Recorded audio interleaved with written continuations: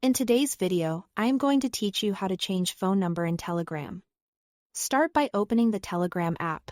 Head into Settings. On most phones you can reach it from the main screen by tapping the menu or the gear icon. Once you are in Settings, go to the Account area. If you don't see an account option, simply tap your profile at the top or tap your current phone number shown there. This takes you to the part of Telegram where your number information lives. Next, tap Change Number. Telegram will show a brief explanation that your account, along with all your messages and media, will be moved to the new number. This change keeps your data intact, and your ongoing chats and group memberships remain exactly as they are. Continue to the next screen and carefully enter your new, active phone number. Take a moment to confirm the country code and digits are correct. A single wrong digit will send the verification code somewhere else. So accuracy here saves time.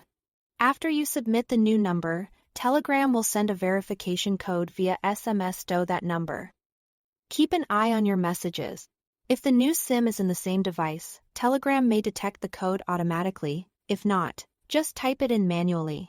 Entering the correct code finalizes the switch and links your Telegram account to the new number. You'll know it worked when you return to your profile or settings and see the updated number.